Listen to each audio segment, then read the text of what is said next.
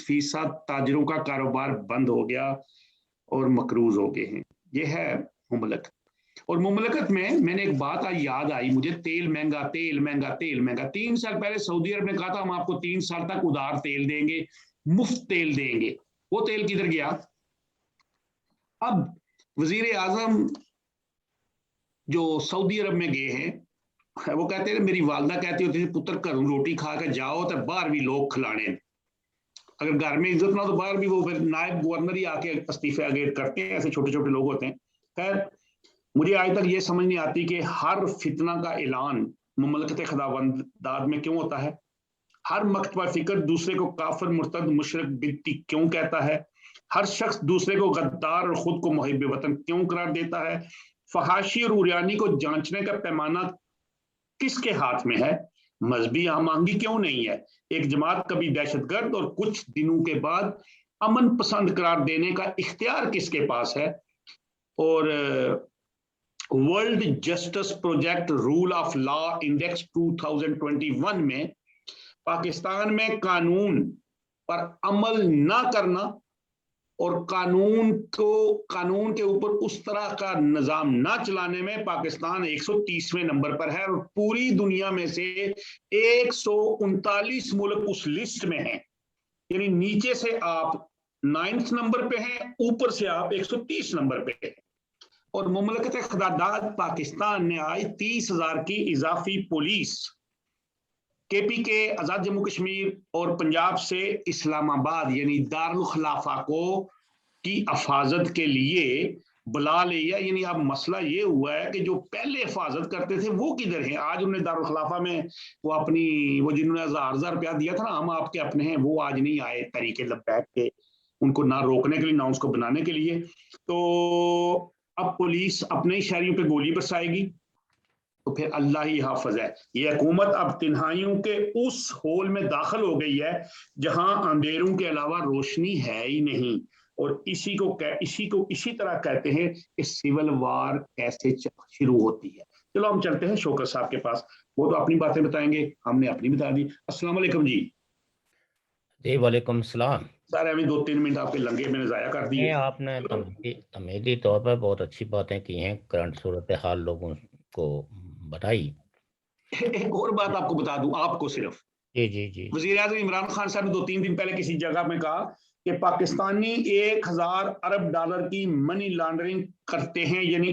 1785 खरब रुपए। और मेरा ख्याल है ये सारा जो है वो पूरी दुनिया में इतनी मनी लॉन्ड्रिंग, मैंने पूरा वो ढूंढा है गूगल में, वो कहीं भी इतनी मनी लॉन्ड्रिंग नहीं होती। उन्होंने कहा पाकिस्तान में से इतना होता है। देखिए कबल इसके कि मैं आज के जो भी मौजूआत आपने छेड़े हैं उन पे कोई रोशनी डाल सकूं, जी कम इल्मी और कम मायगी के बावजूद। लेकिन कल चूंकि 22 अक्टूबर था जी और 22 अक्टूबर को जो कुछ हुआ वो तो हम सारे ही लोग जानते हैं कि it was a plan attack on state of Jammu Kashmir bye Pakistan. Ji no it was not.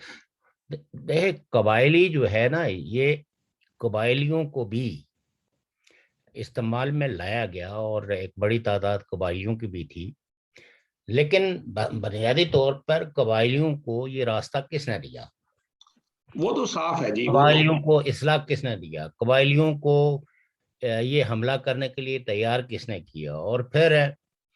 चूंकि अब तो बहुत सारे आपको पता ही है ना कि जो सीक्रेट्स होते हैं वो कुछ अरसे के बाद ओपन होते हैं जी। ओपन हो जाते हैं और वो सीक्रेट नहीं रहते। तो जो 22 अक्टूबर को जो प्लान हुआ उसका जो कोड नेम दिया गया उसको कहा जाता है गुलमर्ग, ऑपरेशन गुलमर्ग। ऑपरेशन गुलमर्ग। जी जी। और it was plan by the Pakistani military. और उसमें से आपको पता ही है, हमने पहले भी ये गुफ्तगू की है, मेजर जनरल अकबर साहब थे, वो खुर्शीद साहब थे, और बहुत सारे लोग हैं। जी जी। और इसमें प्राइवेटली पीर मंकी हो गए या लेकिन शोभा साहब एक सरदार कयूम साहब का एक इंटरव्यू था, उन्होंने पता क्या कहा था? जी کہ اگر قبائلیوں کو ادھر نہ بھیجتے تو قبائلی صوبہ سرحد میں تہس نہس کر دیتے, وہ ادھر سے لوٹ لیتے سارا. دیکھیے بات یہ ہے نا کہ سردار قیوم صاحب نے بھی ظاہر ہے کہ یہ چیزیں بھی پاکستان کے مختلف مورخین نے لکھی ہیں کہ سموٹلی پاکستانی اسٹیبلشمنٹ نے قبائلی جو سردار تھے, کیونکہ ایک تو بات یہ تھی کہ آپ کو پتہ ہی ہے کہ جب پاکستان کو معرض وجود میں لایا گیا جی تو افغانستان کا چونکہ کلیم جو ہے وہ تقسیم کے اس طرف جس کو ڈیورٹ لائن کہتے ہیں, تقسیم جی جی کی اس لائن کو افغانستان کی اس وقت کی حکومت ہے, اس وقت جو ہے نا وہ ظاہر شاہ حکمران تھے, بادشاہ تھے, جی انہوں نے ماننے سے انکار کر دیا تھا کہ جب تک کہ افغانستان کے وہ تاریخی حصے جو دراصل برطانیہ نے اپنے قبضے میں لیے تھے وہ واپس اگر افغانستان کو نہیں لوٹائے جاتے تو اس وقت تک یہ تنازع جو ہے برقرار رہے گا اور ہماری جو ریزرویشنز ہیں نئے ملک کے بارے میں وہ بھی قائم رہیں گی. اور اس میں یقیناً جو ہے وہ جو خیبر پختونخوا, اب تو خیبر پختونخوا کہتے ہیں, اس وقت صوبہ سرحد کہا جاتا تھا اس کو. جی فرنٹیئر جی سرحد کے اس وقت کے جو قبائلی سردار تھے وہ اپنے آپ کو افغان کہلاتے تھے اور افغانستان کا اپنے آپ کو حصہ سمجھتے تھے, اور گائے بگائے اگر آپ دیکھیں تو برٹش دور میں بھی وہاں بغاوتیں ہوتی رہی ہیں برٹش راج کے خلاف. لیکن ظاہر ہے کہ وہ ایک بہت بڑی کالونیل پاورز تھی, اس کے شکنجوں سے وہ تو علیحدہ نہیں ہو پائے. لیکن کئی ایک معاہدے جو ہم نے پچھلے کسی پروگرام میں بڑی تفصیل سے ذکر 1919 والا.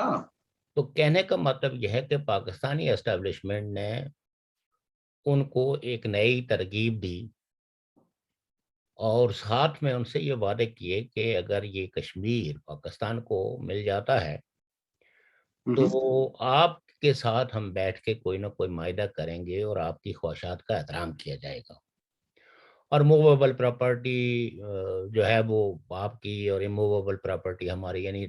ریاست جموں کشمیر کی سرزمین ہماری ہے اور باقی جو بھی ڈور ڈنگر ہیں چرند پرند ان کو آپ اٹھا کے لا سکتے ہو. تو یہ چیزیں تو مطلب یہ کہ برسبیل تذکرہ میں کر رہا ہوں, لیکن بہرحال یہ ہے کہ کئی ایک لوگ ایسے ہیں جو تاریخ کا منہ چڑھاتے ہیں اور تاریخ کے ان حقائق کو اسٹریٹ فارورڈلی بیان نہیں کرتے. جو ہماری رولنگ کلاس ہے وہ چاہے سرحد کنٹرول لائن کے اس طرف ہو یا اس طرف ہو, ان کی مسلطیں اپنی جگہ پہ, اور وہ اپنی مسلطوں کی وجہ سے گائے وہ تقسیم کی بھی بات کرتے ہیں اور ان چیزوں کو آن نہیں کرتے جس میں 1947 میں وہ پارٹ اینڈ پارسل تھے. جیسے نیشنل کانفرنس ہے تو نیشنل کانفرنس نے ٹرائبل انویژن اور پاکستانی انویژن کے خلاف ایک مزاحمتی بیانیہ اختیار کیا جس میں آپ کہہ سکتے ہیں کہ بارہمولہ کے اندر ایک بڑی شدید لڑائی ہوئی بٹوین ٹرائبلز اور جو ہے وہ کشمیری یا وہ لیڈران جو جس میں مقبول شیروانی کا نام تاریخ میں درج ہے کہ وہ بلاک لیڈر سے نیشنل کانفرنس کے انہوں نے مزاحمت کی, اور اگر وہ مزاحمت نہ کرتے, بارہمولہ میں مزاحمت نہ ہوتی تو شاید ٹرائبلز جو ہے وہ سری نگر تک بھی پہنچ چکے تھے, بلکہ بعض ان کے حصے جو ہے وہ صرف 10 کلومیٹر کے فاصلے پر تھے سری نگر کے, اور بہت قتل عام ہوا یہاں سے, جسے آج کل آزاد کشمیر شاعرانہ مبالغہ رگئی کے طور پر آزاد کشمیر کہتے ہیں. یہاں سے آپ یہ کہہ سکتے ہیں کہ لوگوں کو ڈسپلیس کرنے کے لیے بے دریغ طاقت کا استعمال کیا گیا. کئی ایک خواتین جو ہے ان کو قتل کیا گیا, ان کی آبرو ریزی ہوئی, اور کئی ایک کو اغوا کر کے پاکستان کے جو ہے وہ براتھل ہاؤسز کے اندر جو ہے نا ان کو 4 آنے کے اندر بیچا گیا. یہ ایک سیڈ سٹوری ہے, لیکن ہمارے لیے جو وہ سیڈ ہے کہ ہمارے بہت سارے ہم وطن جو ہے وہ اپنی جنم بھومی سے بزور طاقت جو ہے ان کو یہاں سے ڈسپلیس کیا گیا. اور جی ساتھ میں یہ ہے کہ دن بدن یہ جو تقسیم ہے 22 اکتوبر کو جو ہوئی، جس کو بعد ازاں سیز فائر، کبھی سیز فائر کبھی کنٹرول لائن کا نام دیا گیا، جو پاکستان اور ہندوستان کے درمیان مختلف کانفرنسز ہوتی رہی، تاشکند ہو گئی یا شملہ ہو گیا یا اور بھی بہت ساری میٹنگز ہوئی، تو اس میں کہیں بھی یہ سوال جو ہے وہ اہم اہمیت نہیں اس نے اختیار کی کہ یہ صرف سرزمین کی تقسیم نہیں ہے، یہ خاندانوں کی تقسیم ہے، ایک قوم کی تقسیم ہے، اور اس کو ایک انسانی المیہ کے طور پر دیکھ کے تو واپس لوگوں کو ملنا دیا جائے۔ شاید یہ جو جب پرائم منسٹر جو ہے وہ تھے واجپئی، تو پہلی جی دفعہ انہوں نے اس بات کو ریئلائز کیا کہ شاید ہم فوجوں کو نہ ہٹا سکیں اپنے جو ان کی پاکستان یا ہندوستان کے اپنے جو دفاعی پرپزز ہیں یا مقاصد ہیں، لیکن انہوں نے اس ایشو کو ایڈریس کیا اور یہ کہا کہ کم از کم کشمیریوں کو آپس میں ملنے جلنے کے راستے ہموار کیے جائیں، تاکہ تقسیم شدہ خاندان اپنے پیاروں سے دوبارہ مل پائیں۔ اور کئی ایک خاندان جو ہے، جیسے بہن ادھر تھی ہیں تو بھائی ادھر تھا، والد ادھر تھا تو بیوی ادھر، مطلب ماں ادھر تھی، تو کئی ایک خاندان آپ کہہ سکتے ہیں کہ 50-60 سالوں کے بعد بھی آپس میں ملے۔ اور اس 22 اکتوبر کے اس المیے کا ریاست جموں کشمیر کی وحدت پہ اتنا برا اثر پڑا کہ آج کوئی سرا کسی بھی سیاسی پارٹی کو نہیں نظر آ رہا کہ اس کو پکڑ کے ریاست کی وحدت کی بحالی کے لیے کوئی قدم اٹھا سکے، بلکہ مزید تقسیم ہو گئی ریاست۔ وہاں آپ یہ دیکھیے کہ جموں اور کشمیر کو ایک یونین ٹیریٹوری قرار دے دیا گیا، لداخ کو اس سے الگ کر دیا گیا، ایسے ہی جیسے یہ تو انڈیا نے تو 2019 کو کیا، لیکن پاکستان نے گلگت بلتستان کو ویری فرسٹ ڈے ہی الگ کر دیا تھا۔ حالانکہ آزاد کشمیر کی ساری جو رولنگ پارٹیاں تھیں، بشمول مسلم کانفرنس، لبریشن لیگ، آزاد مسلم کانفرنس، یہ سب یہ مطالبہ کرتے رہے کہ ہمیں ایک اکائی، ہم ایک ریاستی اکائی ہیں، اور کم از کم یہ ہے کہ ہم لوگوں کو ایک اکائی کے طور پر جو ہے وہ رہنا دیا جائے اور ہماری اس علیحدگی کو ختم کیا جائے جو جبری ہے۔ اور حتیٰ کہ کئی ایک عہدیداران جو تھے حکومت کے، انہوں نے یہ پیشکش بھی کی کہ بھئی اگر وزیر اعظم آزاد کشمیر کا ہے تو پریزیڈنٹ جو ہے وہ گلگت بلتستان سے لیا جائے، اگر پریزیڈنٹ آزاد کشمیر سے ہو تو پرائم منسٹر جو ہے وہ گلگت بلتستان سے لیا جائے۔ اور وہ بات یہ تھی کہ اس میں ان کی نیک نیتی کا یہ اظہار تھا کہ وہ ریاست کی اس حصے کی کم از کم وحدت چاہتے تھے، اور اپنے بھائیوں کو اپنے یعنی شریک اقتدار کرتے تھے، اگرچہ ان کا اقتدار بھی ان معنوں میں نہیں تھا، لیکن بہرحال یہ پارٹیاں کہتی رہی، اور گلگت بلتستان کے اندر بھی ایک بڑی تحریک موجود رہی ہے، اور آج بھی کسی نہ کسی شکل میں موجود ہے، اپنے تشخص کے لیے، اپنے حقوق کے لیے، اور اپنے جو کانسٹیٹیوشنل رائٹس ہیں، ایک فل فلیج وہ کانسٹیٹیوشن چاہتے ہیں، اور ساتھ میں مکمل ادارے ایسے چاہتے ہیں جس سے کہ انصاف جو ہے وہ ممکن ہو سکے۔ لیکن اس دن نے ہمیں اتنے دکھ دیے کہ اب یوں سمجھیں کہ یہ ریاست جموں کشمیر کے لوگوں کے لیے ایک طرح کا یہ ناسور ہے۔ وہ لوگ تو 1947 کی تاریخ بھولنے کی کوشش کر رہے ہیں، جن کو اقتدار کے مزے لگے ہوئے ہیں، وہ چاہے اس حصے کے ہوں یا اس حصے کی وہ سو کال کشمیری قیادت ہو۔ ہاں، لیکن ریاست جموں کشمیر کے لوگ جو ہے اس پہ باقاعدہ سوچتے ہیں، اور جو لوگ اس دن کو بناتے ہیں، انفارچونیٹلی وہ بھی ایک لپ سروس کرتے ہیں، لیکن ہم پھر بھی ان کو کہتے ہیں کہ اس خاموشی سے تو کم از کم یہ احتجاج بھلا کہ جس میں آپ کم از کم یہ کہتے ہیں کہ ہمارے ملک پہ حملہ ہوا، اور یہ دن جو ہے وہ آپ کو ایک تجدید کا تقاضا لیے ہوئے ہے کہ کم از کم جو ہماری قدریں مشترک ہیں، ہماری سرزمین ایک ہے، ہماری تاریخ ایک ہے، اور اس کو جو زور زبردستی سے تقسیم کیا گیا ہے تو یہ تقسیم ختم ہونی چاہیے۔ ہماری پارٹی نے، united Kashmir Peoples national party, میں پہلے بھی کئی دفعہ کہہ چکا ہوں کہ تاریخ کا سبق کا جو ہے وہ ایک دم ہم نے نہیں سیکھا. ہمیں اپنی اس کم علمی کا احساس ہے اور اس احساس کا ہم اظہار کرتے رہے ہیں کہ یہ جو بیانیاں آج ہم لے کے چل رہے ہیں، یہ بیانیاں اگر ہمارے زمانہ طالب علمی میں اس طرح کا بیانیہ نہیں تھا، چونکہ ہمارے پاس تاریخ کا وہ سبق موجود نہیں تھا. دھیرے دھیرے ہم نے جانا، اور جب سے یہ جانا، خاص کر کے بس ٹریٹی آف امرتسر جو تھی، جس کی وجہ سے ریاست جموں کشمیر مرز وجود میں آئی، تو ایک بہت بڑا پروپیگنڈا تھا. اور یہ پروپیگنڈا کیا جاتا تھا کہ جی 75 لاکھ نانک شاہی میں کشمیریوں کو فروخت کر دیا گیا، کشمیریوں کو بھیڑ بکریوں کی طرف بیچا گیا. تو اس پروپیگنڈے کے ماحول میں کئی، یعنی 3-4 جنریشنز نے آنکھ کھولی، اور آج بھی آپ یہ کہہ سکتے ہیں کہ اس پروپیگنڈے کی نظر یا اس کے اثرات ہمارے دماغوں پہ موجود ہیں. اور کئی ایک لوگ جس وقت تقریر کرنے کے لیے اٹھتے ہیں تو وہ اپنے آپ کو کلی طور پر اس پروپیگنڈے سے آزاد نہیں کروا پائے، کیونکہ ایک طرف تو united Kashmir Peoples national party کی سٹرگل ہے، اور دوسری طرف ریاست ہے اور ریاستی اداروں کے جو پروپیگنڈا ہے. تو اس میں آپ لوگوں کو تاریخ کا سبق کوئی ایک دن میں نہیں دے سکتے. لیکن یہ اچھی بات ہے کہ کم از کم ہماری پارٹی جو ہے وہ جب سے ہم نے یہ بیانیہ لیا ہے کہ بھائی ٹریٹی آف امرتسر جو ہے، اس کی جو جیورسپروڈنس ہے وہ یہ ہے کہ اس نے ایک ریاست کو مرز وجود میں لایا جس کا نام ریاست جموں کشمیر ہے. اور ہم سارے ریاست جموں کشمیر کے بلا امتیاز رنگ، نسل، مذہب ایکول شہری ہوئے. ہم بھیڑ بکریوں کی طرح نہیں خریدے گئے، اور نہ ہی ہم سے ہماری زمینیں چھینی گئی. آج تو ہماری زمینیں بھی چھینی جا رہی ہیں. آج تو ہمارے جو ہے وہ مال مویشی بھی چرا لیے جاتے ہیں. آج ہمارے انسانوں کو بھی جو ہے وہ یرغمال بنا کے تو ان کو کبوت خانوں میں ڈال دیا جاتا ہے، اور ان کا قتل اس طرح لگتا ہے کہ جیسے کوئی سیریٹ انڈرسٹینڈنگ کے تحت جائز قرار دے دیا گیا ہے. اور کشمیریوں کا خون آئے دن بہتا ہے، جس پہ ہماری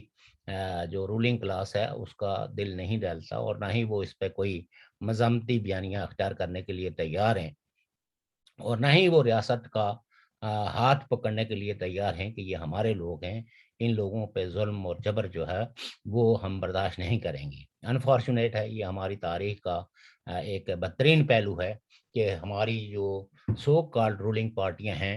ان پارٹیوں نے ایک کم از کم اپنے مفادات کے لیے اس حد تک کمپرومائز کیا ہوا ہے کہ وہ تاریخ کو بھی جیسی تاریخ ہے اس کو درست طریقے سے بیان نہیں کرتے. ہماری تاریخ کے اندر جو واقعات ہوئے جنہوں نے ہماری زندگیوں پہ بہت برے اثرات مرتب کیے، ان دنوں کو بھی وہ بنانے کے لیے تیار نہیں ہیں. جیسے 22 اکتوبر ہے، اور کئی ایک لوگ ہیں جو 24 اکتوبر بناتے ہیں کہ جی ہم نے بڑا تیر مارا تھا. لیکن آج عالم یہ ہے کہ آزاد کشمیر کی حکومتیں جو ہے وہ کتنی کمزور اور نائف ہے کہ وہ اختیار جو کسی وقت میں ان کو ملے تھے، آج کی حکومت نے وہ اختیار بھی ان سے، ریونیو کا بھی وہ اختیار ان سے لیا گیا، اور ان کے سروں پہ جو ہے وہ مسلط کر دی گئی ہے کشمیر کونسل، جس کا کریکٹر کسی اعتبار سے بھی ڈیموکریٹک بھی نہیں ہے.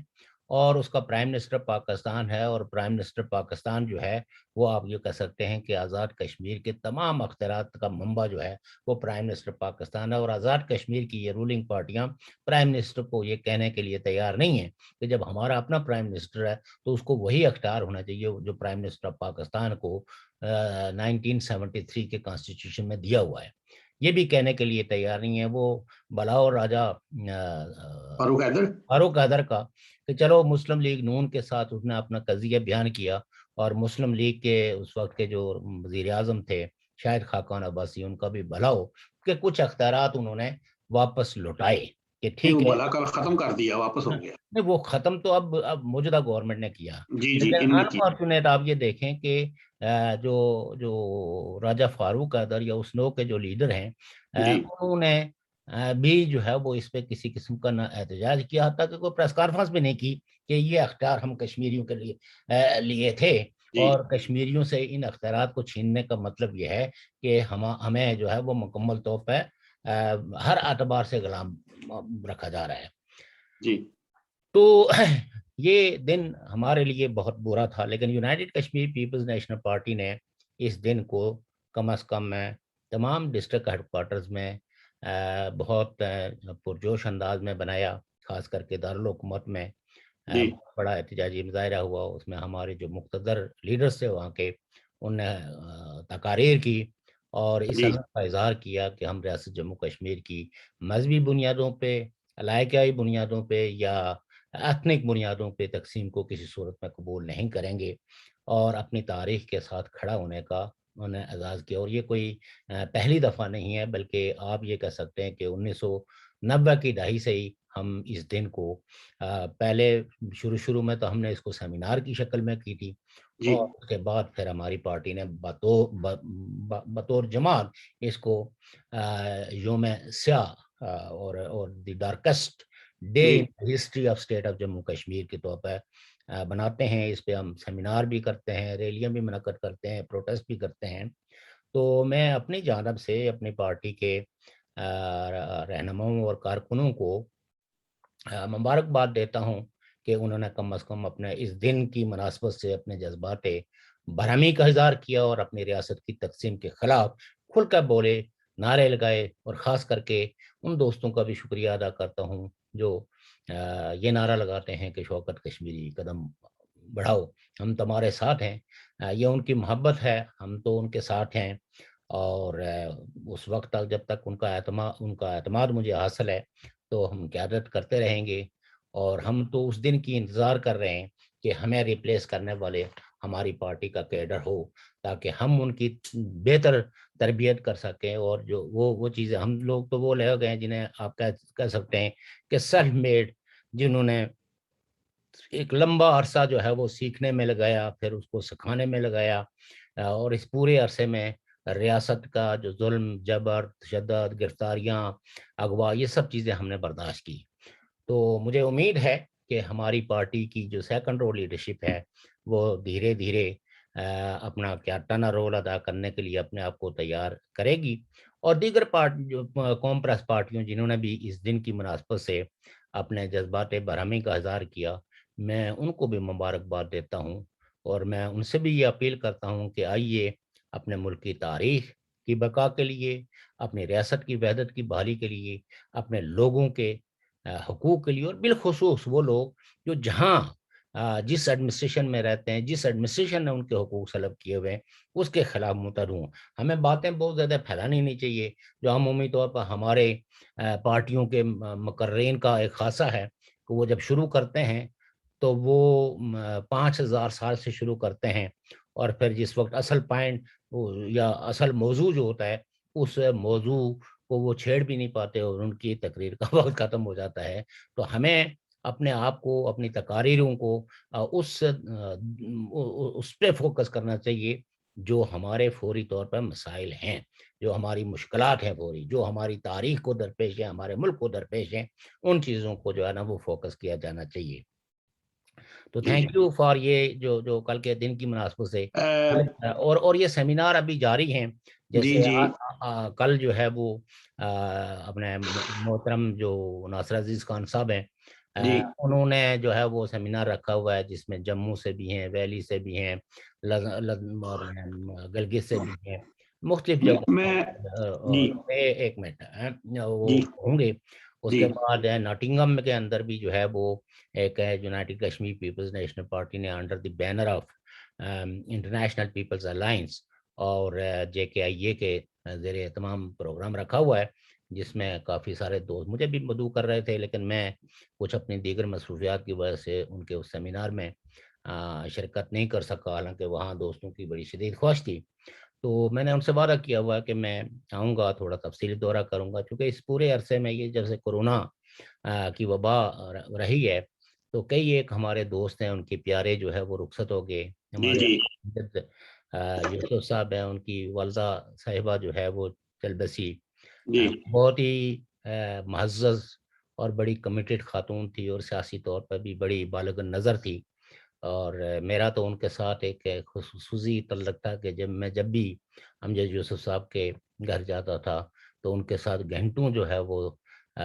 پاکستان کی صورتحال پہ، کشمیر کی صورتحال پہ گفتگو ہوتی تھی تو ہم انہیں پیار سے سارے ہی ہماری پارٹی کے لوگ جو ہے نا ان کو بے کہتے تھے امجد یوسف صاحب کی نسبت سے، اور وہ واقعی ہماری بے تھی، ان کو ایک والدہ کی جو شفقت اور جو محبت تھی ہم سارے لوگ اس سے معروم ہو گئے۔ اسی طرح کئی ایک دوست احباب ہیں جن کے پیارے رخصت ہوئے، تو میں برطانیہ میں اس لیے چاہتا تھا کہ جاؤں تو تھوڑا سا تفصیلاً، تاکہ سارے ہی دوست احباب کے جو اس عرصے میں پیارے فوت ہو گئے ہیں ان کے ہاں تعزیت کے لیے جاؤں، مختصر پیریڈ کے لیے ایک آدھ دن کے لیے جاؤں، تو شاید دوستوں کے کی دل شکنی ہو کہ میں ان کے بنفس نفیس ان کے گھر پہ حاضر نہیں ہو سکا۔ تو اب رہا مسئلہ جو ہے وہ جو آپ نے جو تمہیدی باتیں کی، پاکستان کی صورتحال جو ہے وہ ویسے تو یہ بیانیہ حکمرانوں کا ہمیشہ رہا کہ پاکستان نازک دور سے گزر رہا ہے، لیکن میں سمجھتا ہوں کہ پاکستان ایٹ سول وار، یہ کوئی معمولی صورتحال نہیں ہے، یہ غیر معمولی صورتحال ہے۔ اگرچہ آپ نے دیکھا ہوگا کہ ایف اے ٹی ایف والوں نے جو ہے وہ پاکستان کو 4 ماہ کے لیے مزید ایکسٹینشن کر دی گرے لسٹ میں، فیبروری تک جی، فبروری تک، اور فبروری میں وہ دیکھیں گے۔ لیکن میں یہ کہتا ہوں کہ پاکستان کو خود بھی یعنی وہ کاغذی حساب سے جو کچھ کر کے ان کے حوالے کر دیتے ہیں وہ تو ٹھیک ہے، اور یہاں عمومی طور پر جو ہے نا دفتری کاروبار اسی طرح چلتا ہے، لیکن پاکستان کے اگر حکمران یا عوام احتساب کریں اپنے رہنماؤں کے بیانات کے لیے، تو بلیک لسٹ ہونے کے لیے تو میں سمجھتا ہوں کہ آپ کے وزیر اعظم کے بیانات ہی کافی ہیں۔ جو ملک کا وزیر اعظم جو ہے وہ یہ کہے کہ ہمارے ہاں اتنے 1000 ارب 1000 ہاں 1000 ارب ڈالر سالانہ منی لانڈرنگ ہوتی ہے۔ منی لانڈرنگ اب ہوتی ہے آپ یہ پاکستان سے۔ دیکھیے کہ ایف اے ٹی ایف کا مقصد ہی جو ہے وہ منی لانڈرنگ کو روکنا ہے۔ جی جی تو اب انہوں نے لیجسلیشن جیسی بھی کی ہو، لیکن جب پرائم منسٹر جو ہے وہ کنفس کرے کہ یہ منی لانڈرنگ جو ہے وہ جاری و ساری ہے اور we are fail to control the money laundering, اسی طریقے سے ٹیررزم کیا ہوتا ہے، یہ جو آج کل ہے کہ مذہب کو اپنے سیاسی مقاصد کے حصول کے لیے استعمال کرنا، اور مختلف حکومتوں نے وہ جس کو کہتے ہیں ڈنگ ٹپاؤ پالیسیاں، ڈنگ ٹپاؤ پالیسیوں کے تحت یہ جو مذہبی پارٹیاں جو ہے وہ انہوں نے بنوائی ہوئی ہیں، جن کو وقتاً فوقتاً کبھی کسی کے ووٹ بینک کو کاٹنے کے لیے استعمال کرتے ہیں، کبھی کسی کی حکومت کو ڈسٹیبلائز کرنے کے لیے کرتے ہیں۔ سوال یہ پیدا ہوتا ہے کہ کیا پاکستان ایک نیشن سٹیٹ ہے یا نہیں ہے؟ اگر پاکستان نیشن سٹیٹ ہے تو اس میں اس طرح کی ایکٹیویٹیز کی کہ جہاں ایک مذہبی پارٹی جو ہے نا اٹھ کے یہ کہے کہ آپ ہیں جو ہے وہ فرانس سے اپنے تعلقات منقطع کریں، ان کے ساتھ کسی قسم کی کوئی سفارتی تعلقات نہیں ہونے چاہیے، تو کیا نیشن سٹیٹ یہ افورڈ کر سکتی ہے؟ تو یہ ساری چیزیں جو ہے وہ پاکستان میں جو 22 کروڑ لوگ وہاں بستے ہیں، وہ آپ یہ دیکھیں کہ ایک چھوٹی سی مذہبی اقلیت کو سمجھانے میں ناکام ہے، اور وہ وجہ یہ ہے کہ یہ پاکستان ان کی سمجھ بوجھ کا سوال نہیں ہے، یہ پاکستان کی سٹیٹ فیلڈ سٹیٹ ہے، جس کی وجہ سے اس طرح کی کہ جو فتنے فساد جو ہے وہ سر اٹھاتے ہیں، کبھی ناموس رسالت کے نام سے، کبھی شیعہ سنی فساد کے نام سے، کبھی ناموس صحابہ کے نام سے، کبھی عظمت صحابہ کے نام سے، یہ ساری چیزیں جو ہے وہ دراصل ایک گھڑی گھڑائی یہ سر جنگ کے عہد کی وہ پالیسیاں ہیں جن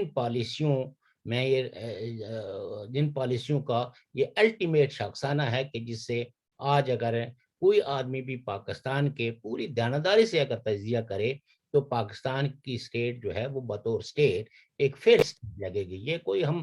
کوئی اپنی خواہش کا اظہار نہیں کر رہے ہیں، ورنہ آپ مجھے یہ بتائیں کہ جس ملک کے اندر مظاہرین کے ہاتھوں پولیس والے قتل ہو جائیں، اور جو مظاہرین آپ ان کے مطالبے کی حساسیت کو دیکھیں کہ وہ کہہ کیا رہے ہیں، اور اس پورے میکانزم میں اتنی فوجی آفیسرز اور پولیٹیکل کلاس اور یہ سارے چیز، یہ ان کے دماغ میں یہ بات ڈال نہیں پائے ہیں کہ بھائی ناموس رسالت جو ہے وہ آپ کی اپنے دلوں کے اندر پیغمبر کی محبت ہونی چاہیے، اور جو چیزیں آپ کے بس میں نہیں ہیں دیواروں کے ساتھ ٹکر نہیں ماری جا سکتی، اور آپ فرانس پہ اپنے کسی طرح کی بھی کوئی اخلاقیات جو ہے وہ ان پہ نافذ نہیں کر سکتے، ان کی اپنی اخلاقیات ہیں، ان کے اپنے قوانین ہیں۔ آپ اگر ان کے قوانین جو یورپ میں آپ کو پتہ ہی ہے کہ ایک قانون ہے کہ ڈیفامیشنز کا، کہ کوئی شخص بھی جو ہے وہ کسی بھی مذہب کو ابیوز نہیں کرے گا، اور جو کرے گا تو قانون کی روشنی میں اس کو قانون کے کٹہرے میں کھڑا کیا جا سکتا ہے۔ لیکن ان جلسے جلوسوں سے تو جو نقصان ہوگا وہ اسی سوسائٹی کا ہوگا، تضادات اگر ابھریں گے تو اسی سوسائٹی کے ابھریں گے۔ تو یہ ایک میں سمجھتا ہوں کہ افسوسناک پہلو ہے، اس پہ کوئی شادیانہ بجانے کی ضرورت نہیں ہے۔ اور یہ کہنا کہ عمران خان جو ہے وہ ان تحریک لبیک کے اس ڈیمونسٹریشن سے، اس احتجاج سے جو ہے وہ اس کی حکومت ختم ہو جائے گی، تو دراصل یہی کچھ تو ہوتا رہا۔ پاکستان کی اسٹیبلشمنٹ یہی کچھ تو کرتی رہی ہے، جو سویلین حکومتیں تھیں ان کو کمزور کرنے کے لیے۔ ان حکومتوں کی اپنی خامیاں، اپنی کمیاں اپنی جگہ پہ، لیکن پرنسپل جو ہے وہ یہ دیکھنا چاہیے کہ کیا اس طرح کی چیزوں کی حمایت کی جا سکتی ہے یا نہیں کی جا سکتی۔ سوال یہ نہیں ہے کہ کس نے کیا وعدہ کیا تھا، کس نے کس وقت کس کو بیوقوف بنایا تھا۔ دیکھنا یہ ہے کہ اسٹیبلشمنٹ جو ہے، آپ ایک طرف جو لوگ رائٹس کی بات کرتے ہیں ان کو تو آپ گولیوں سے بھون دیتے ہیں، لیکن جو لوگ ایک ایسا مطالبہ کر رہے ہیں جو آپ کی پوری ریاست جو ہے وہ پورا نہیں کر پاتی، لیکن پھر بھی ان لوگوں کو برداشت کیا جا رہا ہے، ان کو سپیس دیا جا رہا ہے، وہ جا کے کنٹینر ہٹاتے ہیں اور پوری ریاست جو ہے وہ تماشائی بنی بیٹھی ہوئی ہے۔ تو اس پہ غور کرنے کی ضرورت ہے کہ کیا ریاست کے کوئی طاقتور حلقے ان کے پیچھے ہیں، یا یہ محض ناموس رسالت کا سوال ہے، یا رسول سے محبت۔ مجھے معاف کریں گے آپ اگر کہیں میں کوئی غلط بات کر دوں، نہیں آپ کریں۔ لیکن میں ان مذہبی پارٹیوں کو بہت اچھے سے طریقے سے جانتا ہوں۔ ان کا صرف روٹی روزیوں کا مسئلہ ہوتا ہے، ان کو اپنے مذہب سے یا اپنے مذہب کی اقدار سے کسی قسم کا کوئی تعلق نہیں ہے۔ یہ صرف مذہب کو اپنی چودراہٹ کے لیے استعمال کرتے ہیں، ورنہ اگر یہ پارٹیاں جو ہے وہ صحیح مذہبی اقدار کو خود ہی اپنا لیں تو میں سمجھتا ہوں کہ پاکستان کی سوسائٹی کے اندر نفرت تو بالکل ہی نہ ہو، اس طرح کی لالچنس بھی بالکل نہ ہو، لیکن یہ ہمیشہ اپنے ذاتی مفادات کے لیے مذہب کو استعمال کرتی ہیں، اور اس عمل کی کسی صورت میں بھی تائید و حمایت نہیں کی جا سکتی، چاہے پورا جو ہے وہ پوری دنیا یہ کہے کہ یہ درست ہے، لیکن میں یہ سمجھتا ہوں کہ یہ درست عمل نہیں ہے۔ عمران خان کی اپنی کمزوریاں اپنی جگہ پہ، دیکھیے ہمیں یہ سوچنا پڑے گا کہ آیا آرمی کے لوگ کیوں ایک پرائم منسٹر کو، جس کو انہوں نے خود ہی لوگوں سے جو ہے وہ زور زبردستی سے منتخب کروایا، تو وہ ان کو کیا حق پہنچتا ہے کہ وہ عمران خان کو پریشرائز کریں کہ تم جو ہے وہ پنجاب کی گورنمنٹ کو تبدیل کرو؟ مالک وہ تو نہیں سر ہے۔ جب عوام پیس رہی ہے کیا کریں جی، نہیں، عوام مر ان رہی کا ہے، کیا کام ہے، ان کا کیا، وہ کیا اپنے مطلب پنجاب کے اندر وہ لیزر گنیں جو بک دیکھیں، رہی ہیں؟ بات یہ ہے کہ یہ پولیٹیکل پارٹیز کا ایشو ہے، یہ مسلم لیگ نون کا ایشو ہے، یہ پیپلز پارٹی کا ایشو ہے، یہ اس ملک کے اندر جتنے بھی سول سوسائٹی کا ایشو ہے ان کو اس پہ یونائٹڈلی تحریک چلانی چاہیے۔ یہ پی ڈی ایم کا ایشو ہے، یہ فوجیوں کا ایشو نہیں ہے اور یہ پی کہ ڈی ایم والے یہ کس سارے باقی اپنی باتیں کر رہے ہیں۔ کس وزیر کو وہ نکالیں اور کس وزیر کو نہ نکالیں، اپنی کیبنٹ میں کس وزیر کو رکھیں۔ میں یہ تو یہ مانتا ہوں کہ عمران خان نے ان 3 سالوں کے اندر جتنی، یا آپ کہہ سکتے ہیں کہ سیویلین فیس کو بگاڑا ہے، اور جتنی مطلب یہ ہے کہ آپ کہہ سکتے ہیں کہ سیویلین سپریمیسی کا جو سلوگن ایروڈ ہوا ہے وہ کسی اور دور میں نہیں ہوا۔ لیکن یہ بھی حق نہیں ہونا چاہیے کسی بھی فوجی کو کہ وہ ایک سیویلین پرائم منسٹر کو جا کے کہیں کہ اب آپ جو ہے وہ اپنا راستہ لیں، آپ جو ہے وہ مزید اقتدار پہ اور وہ سازشیں شروع کر دی جائیں. یہ حق جو ہے وہ عمران خان صاحب نے خود کیا کیا تھا؟ نہیں، خود بھی میں یہ کہتا ہوں نا، کبھی کسی کو تو اصولوں پہ کھڑے ہونے کی ضرورت ہے نا. اس وقت وہ اگر دھرنا ٹھیک تھا 126 دن کا؟ ہم نے کب اس وقت تو ساری تو آج پولیٹیکل پھر اگر وہ ٹھیک تھا یہ بھی ٹھیک ہے. سنیے نا، یہ نہیں ہوتا کہ آپ کل غلطی کریں ہیں اور آج جو ہے نا وہی غلطی میں اٹھا کے شروع کر دوں مکافات عمل ہے. اور صرف یہ کہہ کے کہ چونکہ کل آپ نے یہ کیا تھا تو آج میں، اگر کل آپ نے کوئی غلطی کی تھی تو آج مجھے غلطی کرنے کا تو اختیار نہیں مل جاتا. بس ایک دم برابر ہو جائے پھر آگے ٹھیک ہو جائیں گے، جیسے پیپلز پارٹی اور نون لیگ ہوئی میں تھی. سمجھتا ہوں کہ ہمیں سمجھنا چاہیے اس ملک میں نو ڈاؤٹ کہ لا لیسنس ہے، کوئی رول آف لا نہیں ہے، کوئی سویلین ادارے کام نہیں کر رہے ہیں، اور سارے سویلین ادارے جو ہے وہ پاکستان کی عسکری قوتوں کے ہاتھوں یرغمال بنے ہوئے ہیں. They are unable to deliver anything for the betterment of the people. سر یہ یرغمال خود بنتے ہیں نا اپنی کوتاہیوں سے. چلیے اپنے دیکھیں نا کہ ایک آکسفورڈ کا پڑھا لکھا بندہ ہو، بڑا بڑا بینکوں میں کہا جی وہ جب ڈالر کی قیمت بڑھتی ہے بیرون ملک پاکستانیوں کو بڑا فائدہ پہنچے گا، سر کھوتی کا فائدہ پہنچے گا. بات یہ ہے کہ جو آدمی غلط بیانی سے کام لیتا ہے، معیشت کے اصولوں کو وائلیٹ کرتا ہے، تو الٹیمیٹلی یہ عوام کا حق ہے. عوام اس کو کدھر پکڑے جا کے؟ نہیں، یہ عوام کا حق ہے. پوری دنیا کے اندر جو ہے نا لوگوں نے بزور اپنی طاقت کے انہوں نے جمہوریتیں بحال کرائی ہیں، آگ اور خون کے دریا عبور کر کے اپنے معاشروں میں امن لائے ہیں، بھلائی لائے ہیں، ایک دوسرے کے احترام کا قانون لے کے آئے ہیں، اور کسی بھی شخص کو ابیوز کرنا ممانعت قرار دیا گیا ہے. پاکستان کے لوگ اگر اس ملک میں جمہوریت چاہتے ہیں تو ان کو جمہوریت کے لیے قربانیاں دینی ہوگی. پاکستان کی اگر پولیٹیکل پارٹیاں جو ہے وہ سویلین سپرامیسی چاہتی ہیں اور ملک کے اندر ٹرانسپیرنسی چاہتے ہیں، اکاؤنٹیبلٹی چاہتے ہیں، تو ان کو اپنا قیادتانہ رول ادا کرنا ہوگا. اگر وہ قیادتانہ رول ادا نہ کر پائیں کسی وجہ سے بھی، تو پھر بھی یہ حق جو ہے کسی ایسے شخص کو نہیں ملتا جس کے کانسٹیٹیوشن کے اندر فرائض اور اختیارات جو ہے وہ اس کے علاوہ ہوں. میرا تو یہ بیانیہ ہے. بالکل ٹھیک ہے آپ کا بیانیہ، آپ کو پورا حق ہے. آپ کا بیانیہ ہم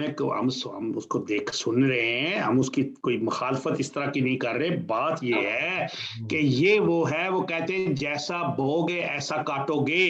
اگر انہوں نے اس وقت جمہوریت کی بات کی ہوتی، آج جو ان کے مخالفین ہیں وہ بھی ان کا ساتھ دیتے. انہوں نے اس وقت کہا کہ اٹھو.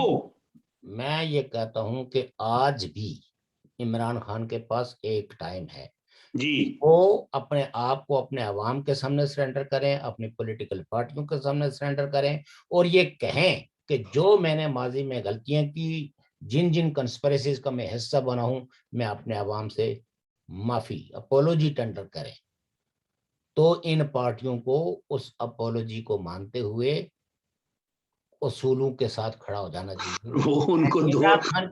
میں عمران خان کی حکومت بچانے کی بات نہیں کر رہا ہوں. نہیں کہتا ہوں کہ بہرحال وہاں کوئی بھی تبدیلی آئے گی تو وہ پولیٹیکل پارٹیز کے ہی ذریعے آئے گی. کسی فوجی قیادت کے ذریعے اگر کوئی بھلائی آنے والی ہوتی تو اس ملک پہ 40 سال تک جو ہے نا، اور پھر جو براہ راست حکومت کی، اور بعد میں بھی جو سو کالڈ جمہوری حکومتیں قائم ہوئی ہیں، ان کو بھی کبھی انہوں نے سکھ کا سانس نہیں لینے دیا ہے. آپ عمران فرماتے خان ہیں تو کہ اس لحاظ سے خوش قسمت تھے کہ ان کو تو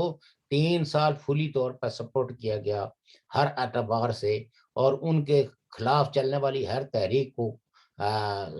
سازشوں کے ذریعے بھی اور طاقت کے ذریعے بھی کچلا گیا. جوڈیشری کو بھی جو ہے نا ان کے مخالفین کے خلاف استعمال کیا گیا. یعنی تمام ریاستی وسائل ان لوگوں کے خلاف جو حق کی بات کرتے تھے، انصاف کی بات کرتے تھے، سول سوسائٹی کی اسٹرینتھ کی بات کرتے تھے، رائٹس کو ڈیفینڈ کرتے تھے، ان سب پہ ایک آپ کہہ سکتے ہیں کہ قیامت ڈھائی گئی ہے ان 3 سالوں میں. اور یہ جب کبھی بھی اس کا احتساب ہوگا تو عمران خان اس میں فالٹی پایا جائے گا. لیکن اگین میں یہ کہتا ہوں کہ it is not right of the Bajwa کہ وہ کسی کنسپائریسی کے ذریعے عمران خان کی چھٹی کرے. دیکھیں وہ جنرل باجوہ کی بات نہیں ہے, بات یہ ہے کہ عمران خان صاحب تو وہ تو کیا کہیں گے, یہ انہیں کہتے ہیں کہ ہمیں 2028 تک نا رہنے دیں, رکھیں جو مرضی نہ کریں. کریں نا, اگر یہ کہتے ہیں تو وہ نہ کریں گے. وہ بھی نہیں نہ کر رہے, وہ اپنے آپ کو سیاست سے الگ کیوں نہیں کرتے, وہ اس وہ ملک کر رہے کو ہیں, آزاد کیوں نہیں کرتے. اب کر رہے ہیں. ان کی ایسے سیاسی لیڈروں کی خواہشات کی تکمیل میں انہیں اپنے کندھے جو ہے نا نہیں پیش کرنا چاہیے. سر وہ بھی یہ سب کچھ یہ خود کرواتے ہیں. انہوں نے 5 دن سے کیا ہے نا, تو آج ملک کا حال دیکھ لیں کیا ہو رہا ہے. تو دیکھنا تو کیا اس بات کو جسٹیفائی کیا جا سکتا ہے جو کچھ ہو رہا ہے. سر اب دیکھیں, بات سنیں, ایک میری بات سنیں. جو پاکستان کی عوام ہے 22 کروڑ, میں آپ کو دیکھیں, میں نے 3 مارشل اپنی آنکھوں سے دیکھے ہوئے. دیکھیے اپنے حلیم صاحب, میں آپ کو ایک بات بتاؤں, آپ کو پتہ ہے کہ 2 آدمیوں کی تنظیم ہوتی ہے, تنظیم کی اہمیت کی میں بات کر رہا ہوں. جی ایک ویگن پہ آفیشیلی سواریاں بیٹھ سکتی ہیں 13, اور کنڈکٹر اور ڈرائیور 2 شخص ہیں جن کی آپس میں تنظیم ہے, ایک کا ہے جڑت ہے, تو اسی ویگن میں وہ 21 سواریوں کو بٹھاتے ہیں, کیونکہ وہ جو مسافر ہیں, جو سفر کرنے والے ہیں, ان میں کسی قسم کا اتحاد نہیں ہے. تو نتیجہ یہ ہے کہ ان کو 2 آدمیوں کی تنظیم ان کو مجبور کرتی ہے کہ آپ اسی ڈبے کے اندر ایک دوسرے کے کندھوں سے یعنی سر باہر نکال کے سفر کریں. لیکن جس وقت ملکوں کے اندر تنظیمیں آتی ہیں نا, تو پھر وہ یہ کچھ نہیں ہونے دیتی. سر میں مانتا ہوں آپ کی بات, میں سر تسلیم خم کرتا ہوں. بات یہ ہے کہ میں نے پاکستان میں 3 مارشل دیکھے, اور وہ مارشل اسی وقت, فوج اسی وقت حرکت میں آتی ہے جب سول انتظامیہ, سول گورنمنٹ اپنے سیاسی مخالفین کے ساتھ برے سلوک کرتی ہے, اپنی عوام کو ریلیف نہیں دے پاتی, اور پھر ان کو وقت ملتا ہے, ان کو موقع ملتا ہے, اور وہ پھر وہی پاکستان کی عوام صبح اٹھ کے مٹھائیاں بانٹتی ہے, شکرانے کے نفل پڑھتی ہے, مسجدوں میں اعلان ہوتا ہے. دیکھیے علیم صاحب, میں سمجھتا ہوں کہ یہ چیزوں کو بہت ہی سمپلسٹی کے ساتھ دیکھنے کی وہ ہے. بات یہ ہے کہ یہ جتنے بھی پاکستان کے اندر دہشت گردی, قتل, پولیٹیکل پارٹی, پولیٹیکل گورنمنٹ کی ڈیسٹیبلائزیشن, اس کے پیچھے ہمیشہ اسٹیبلشمنٹ رہتی ہے, مانتا ہوں, یہ بات تو پکی ہے, جس کے پاس میڈیا کا قبضہ ہے. میں اپنی بات بتا رہا ہوں آپ کو کہ جس وقت جو ہے وہ محترمہ بینظیر بھٹو صاحبہ کی حکومت تھی, جی تو دوسری حکومت, پہلی دوسری, جی, اور اس میں جو ہے پروپیگنڈے روزانہ اخبار میں, نوائب وقت میں ادھر جو ہے نا چلتے تھے. ایک خبر جو ہے وہ یہ تھی کہ آصف علی زرداری صاحب نے, کوئی برطانیہ سے کوئی بزنس مین اپنا بزنس شفٹ کر کے, تو وہ شفٹ ہوا کہ میں پاکستان میں اب بزنس کروں گا. جی, تو اس کو اغوا کرایا تھا. اس کو اغوا نہیں, اس کو اغوا کر کے اس کی ٹانگ کے ساتھ جو ہے نا وہ بم باندھ کے, تو سارے پیسے اس سے بینک سے لے لیے. جی جی, پھر اس کے بعد جی باہر کہیں ان کو اسلام آباد میں کوئی کوٹھی پسند آ گئی, تو مالک مکان کی جو ہے نا وہ بچے کو اغوا کر کے تو وہ کوٹھی اپنے نام کروا دی. اس طرح کی سٹوریاں جو ہے جب اخبارات میں چھپتی ہیں, تو یقیناً ہر آدمی میں تجزیہ کرنے کی بھی صلاحیت نہیں ہوتی, اور لوگ جب ان کی جان مال ہر چیز کی انسیکیورٹی پیدا ہوتی ہے, تو وہ ایسے لوگوں سے نفرت کرنا تو بنتا ہے ان کا, یہ نیچرل ہے. لیکن آپ یہ دیکھیں کہ بعد ازاں زرداری صاحب جو ہے وہ گرفتار ہوئے, اور تقریباً کوئی 8-10 سال تو وہ جیل میں رہے, لیکن کوئی ایک گواہ بھی ان کے خلاف پیش نہیں ہوا کہ ہاں جی اس آدمی نے مجھ سے اس طرح بندوق کی نوک پہ پیسے لے لیے تھے. مدعی تو تھا نا, وہ انر جو تھا, انٹر تھا, وہ مدعی تھا. اس کو پیش کیا گیا, اس نے کہا نا وہ مطلب یہ ہے کہ جو ہے نا یہ تو مجھ سے ایسے منسوخ کہانیاں مطلب یہ کہ کی گئی ہیں, مطلب یہ ہے کہ جو ہے میرے ساتھ ایسا کچھ بھی نہیں اس نے کیا. اور وہ خود بہت بڑا مطلب یہ ہے کہ جو ہے نا وہ سندھ کا انڑ خاندان جو ہے وہ کافی مؤثر خاندان ہے. جی جی, وہ بھی لڑکانہ کا تھا, لڑکانے کا تھا وہ بھی. جی جی. تو دیکھیں بات یہ ہوتی ہے کہ الیکشنز کے ٹائم پہ کسی کے ساتھ کوئی پولیٹیکل پارٹی جو کسی علاقے کے اندر طاقتور ہوتی ہے وہ مخالفین کو دبا کے اپنے حق میں زیادہ ووٹ دلوا سکتی ہے، لیکن یہ کہ کوئی پولیٹیکل لیڈرشپ اس طرح کسی کو اغوا کر لے، اس کو گرفتار کر لے، یہ ماننے کے لیے میں تیار نہیں ہوں۔ اس کے پیچھے باقاعدہ ایک سائیکی، ایک پورا پلان ہوتا ہے کہ سب سے پہلے اس حکومت کو بدنام کیسے کرنا ہے، اس کو ڈیسٹیبلائز کیسے کرنا ہے، افواہ سازیاں۔ آپ دیکھیں ضیاء الحق کے خلاف جس وقت وہ ہوا تو ایک آپ کو پتا ہے کہ ایک ہتھوڑا مار گروپ چلا جی نکلا تھا، جی جی اور وہ رات کو سوتے میں لوگوں کو جی جی قتل کر دیتے تھے۔ مجھے اچھے طریقے سے یاد ہے کہ تقریباً 85 کی بات ہے، ہاں 85-86 میں یہ ہوا تھا، لاہور پنجاب بڑا تو آپ کا، ہاں جی، آزاد کشمیر میں بھی تھا، مظفر آباد میں جی جی یہ ممتاز راٹھور صاحب کے جو پیپلز پارٹی کے ایک بہت بڑے مظفر آباد کے لیڈر تھے، ان کا نام تھا کیانی لگتا تھا مجھے، اس وقت نام ذہن سے نکل گیا، اور راٹھور صاحب کے گھر کے بالکل قریب ان کا گھر تھا، بلکہ انہوں نے ہی راٹھور صاحب کی کافی ایک طرح کی مظفر آباد میں سیٹلمنٹ میں ان کی مدد کرتے تھے۔ اچھا، تو وہ پورا خاندان رات کو جو ہے 11 افراد پہ وہ مشتمل خاندان تھا، اور وہ سب لوگ تھوڑا مار گروپ کے، اور میں اس وقت مظفر آباد میں تھا، جی تو آپ تصور نہیں کر سکتے کہ خوف کا کیا عالم تھا۔ یعنی وہ مظفر آباد جس میں 9 10 11 بجے تک لوگ گھومتے پھرتے رہتے ہیں، بازاروں میں بیٹھے ہوئے ہوتے ہیں، وہ جی 7 بجے ہی وہ شہر جو ہے نا وہ سنسان بن جاتا تھا۔ یعنی آپ یہ کہہ سکتے ہیں کہ اگر آپ ہیں یہ جو گیلانی چوک ہے، جی یہاں سے اگر آپ کو جانا پڑ جائے جلال آباد کی طرف، تو اس راستے میں تھوڑا سا تو آدمی کو خوف ہوتا تھا، یعنی اپنے ہاں پاؤں وہ کی آواز سے وہ ڈر جاتا تھا کہ پیچھے کوئی دوڑ کے مجھے پکڑنے والا ہے، یہ عالم تھا۔ تو جب خوف کے سائے پھیلا دیے جاتے ہیں نا، تو اس حکومت کو جب کوئی ختم کرتا ہے تو لوگ کہتے ہیں شکر ہے خدا کا، لیکن لوگ چونکہ اس تحقیق میں نہیں پڑھتے کہ اس حکومت کا یہ فیس ہے کیوں پیش کیا گیا، اس کا یہ چہرہ کیا واقعی۔ لیکن آپ یہ دیکھیے کہ چند ہی مہینوں کے بعد لوگوں کی غلط فہمیاں دور ہو جاتی ہیں، اور پھر جب بھی، یعنی یہی حال نواز شریف کے ساتھ ہوا، یہی پیپلز پارٹی کے ساتھ ہوا، لیکن جو لوگوں کو جس وقت یعنی ریئلائز ہوتا ہے تو وہ پھر ان پارٹیوں کو سر، میں قرض کرنے لگا ہوں آپ کو، کہیں زحمت نہ ہوگا اس بات۔ نہیں یہ جو مملکت خداداد پاکستان کی عوام ہے، ان کی ایک پرابلم یہ بھی ہے